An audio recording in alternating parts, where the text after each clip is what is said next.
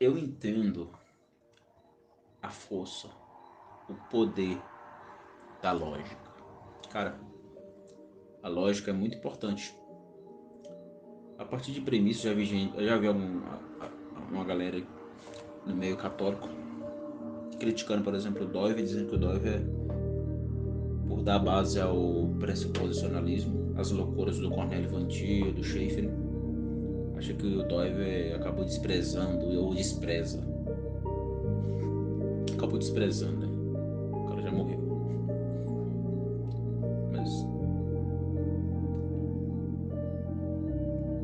mesmo que ele tenha dado os fundamentos para o pressuposicionalismo, né, no contexto teológico protestante, ele sim deu uma evidência muito importante para a lógica. A própria filosofia cosmonômica, ela é uma filosofia que bebe muito dos pressupostos do Russell. Russell, né, era um filósofo que não negligenciava a lógica. O Russell, ele era matemático, ele estudou matemática, ele teve que trabalhar questões da lógica. Então, essa ideia de que a filosofia continental, por exemplo, um Russell que está dentro dessa tradição continental, despreza a lógica, isso é uma inverdade. Claro que vão surgir loucuras, como por exemplo o vantianismo, o schaefferianismo. Eu sou protestante e conheço muito bem isso, já dou aula, já dei aula em seminário no contexto protestante, de teologia contemporânea, então conheço muito bem essas críticas e também o faço. Enfim, esse ponto que você levantou sobre o Olavo, dizer que ele despreza a filosofia analítica, a lógica, cara, eu não tendo a concordar. Mas a ideia dele do intuicionismo radical acaba transformando a lógica numa espécie de,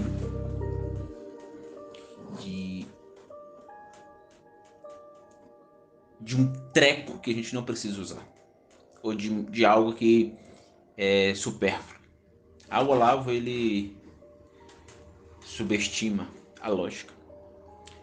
Veja, o Olavo, ele é um filósofo, tem uma ideia dele muito importante, que é a ideia do conhecimento por presença. Quer um aprofundamento desse tema, leia o Russell e o seu conceito de porré, aquilo que ele falava, colocar o mundo entre parênteses, deixar a coisa ser de modo passivo.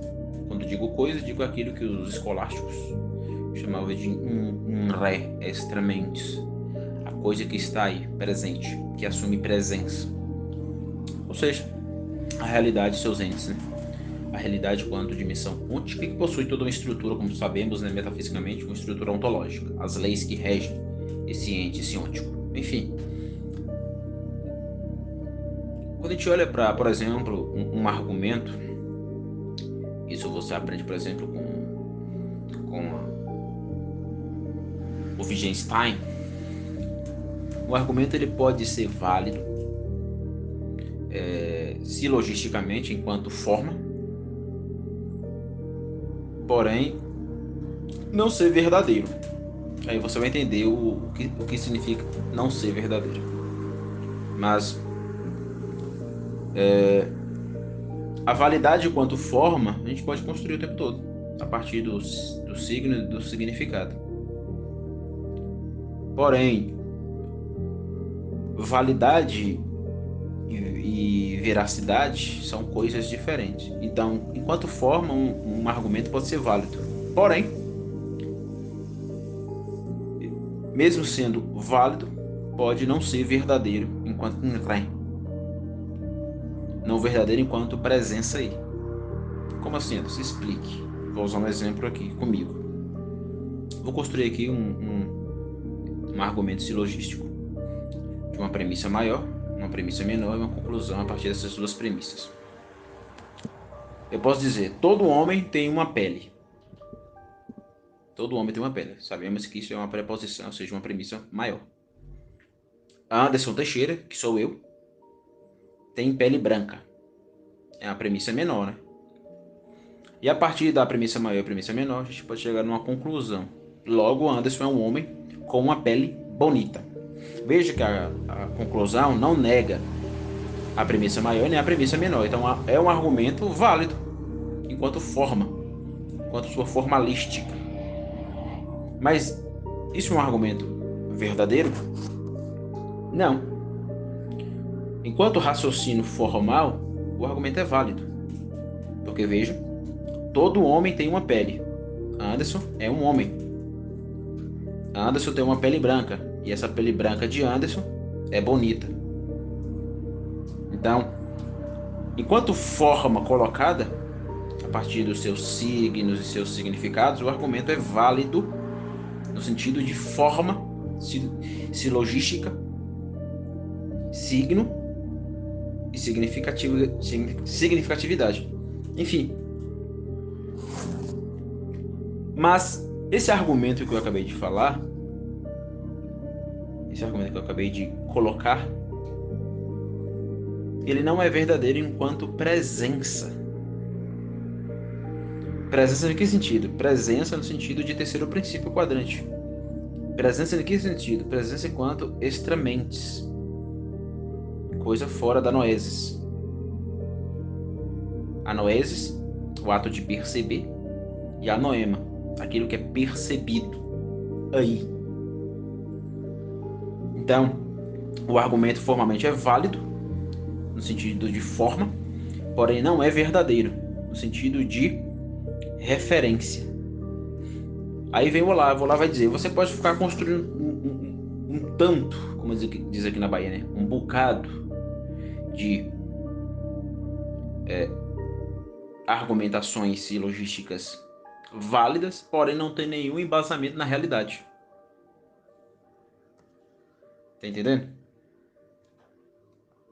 Porque esse argumento que eu acabei de usar aqui, usando a minha pessoa, ele é formalmente válido, porém não é verdadeiro. Não é verdadeiro no sentido de referência. Por isso que o Olavo dizia, temos que entender o signo, o significado e o referente. O que é o referente? O referente é a coisa aí. O referente é a presença. Então o que o Olavo está dizendo? O que o Olavo está nos ensinando? Ele não está negando a lógica, isso é um erro. Ele não está negando a lógica. Ele está dizendo que a lógica precisa da coisa. A lógica precisa da presença. A lógica precisa da realidade. Deve estar casada. Ou seja, precisamos do referente. Isto é, precisamos da realidade. Veja, você pode criticar o intuicionismo radical, pode criticar todas essas ideias. Eu não tenho ainda eu não bati o martelo em relação ao intuicionismo radical, à tripla intuição. Vejo que essa ideia tem respaldo, por exemplo, na primeira abstração, né? O pré-teorético, faz todo sentido. Ainda vou meditar muito sobre o intuicionismo radical aplicado a nível de segunda e terceira abstração, seja a nível de conhecimento teorético, seja nas ciências particulares ou na própria filosofia em si. Porém, dizer que o Olavo, a partir do intuicionismo radical, despreza a lógica,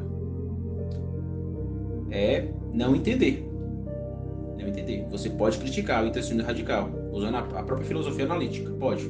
Isso, eu acho que isso é totalmente possível, veja. Isso é totalmente possível. Mas o ponto do Olavo de Carvalho é a confissão da realidade. O ponto de Olavo de Carvalho é olhar para a criação. E, cara, a gente não pode desprezar a lógica. A lógica tem um conteúdo cósmico. Na própria simbólica do quadrante, Deus criou a realidade. Vou usar aqui esse conceito, né? Deus criou a realidade inanimada, tira o sujeito da consciência e coloca apenas o um primordial, o Deus trino, e a realidade em si inanimada. A própria estrutura do mundo das coisas inanimadas possui uma lógica que advém do Deus trino. Então a lógica ela é cósmica e Deus nos deu um aparelho cognitivo para poder olhar para esse referente. Então, qual é a nossa iniciativa? Casar a lógica, a filosofia analítica com o mundo das coisas.